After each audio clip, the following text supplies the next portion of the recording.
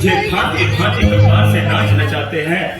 कभी कभी मैं माखन चुरा रहा हूँ तो कभी कभी ऊपर से बांधा जा रहा हूँ। तुम तो इस विचित्र लीला को भली प्रकार से परिचित होंगी।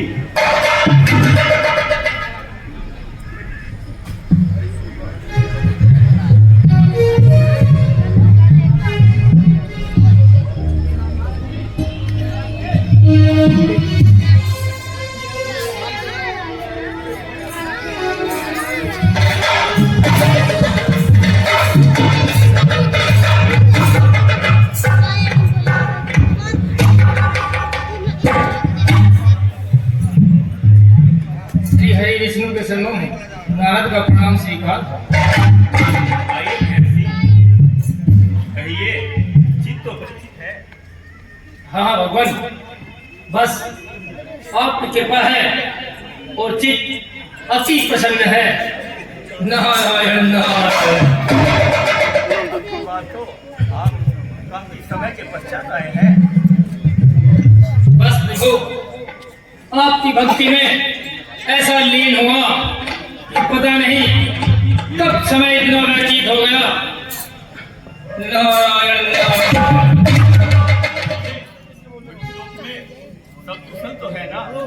हाँ प्रभु, मृत्यु लोक में सब कुशल है। मैं वहीं आपकी रचाई सृष्टि में हिमालय की कंधाओं में तपस्या कर रहा था, ध्यान में मग्न था और उसी के कारण महाराज इंद्र का सिंहासन डगमगाने लगा।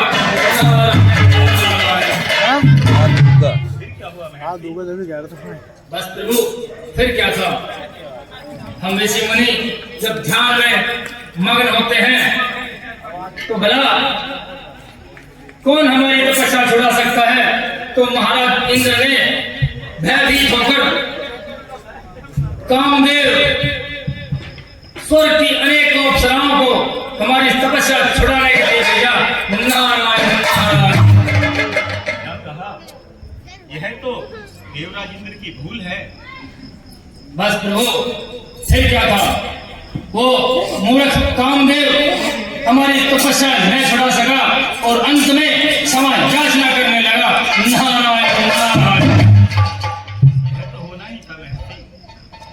जी प्रभु, फिर आप तो जानते ही हैं, हम ऋषि मुनि शील भाव होते हैं, सो मैंने उसे क्षमा कर दिया। नारायण नारायण। कार्य भी आपने बड़ा ही उत्तम किया है। हाँ प्रभु, आपके भक्त जो ठहरे सो मैं बस यही चाहता हूँ। भगवान शंकर ने जब उस कामदीप को धूल चढ़ाई थी तो वो कामजीत कहलाए थे, तो क्या अब मैं भी कामजीत होगा?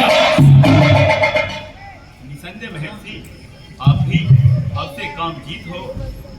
बस प्रभु, मैं यही सुनना चाहता था कि आज से नारद भी कामजीत कहलाएगा। हे प्रभु, अब मुझे चलने की आज्ञा दीजिए और ये यश तीनों लोकों में फैलाने दीजिए। नारायण नारायण। अच्छा प्रभु, मैं चलता हूँ।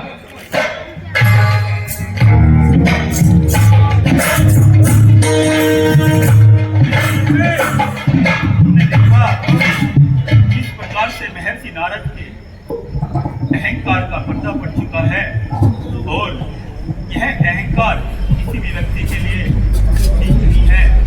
इसलिए इनके अहंकार को हमें दूर करना होगा और एक सुंदर नगर बसाया जाए जिसमें कि शिव निधि को वहां का राजा बनाया जाए और देवी तुम उनकी पुत्री विश्व मोहिनी बन जाओ और एक संवर का आयोजन किया जाए। बस यही संवर महर्षि नारद के अहंकार को तोड़ने का एक उपाय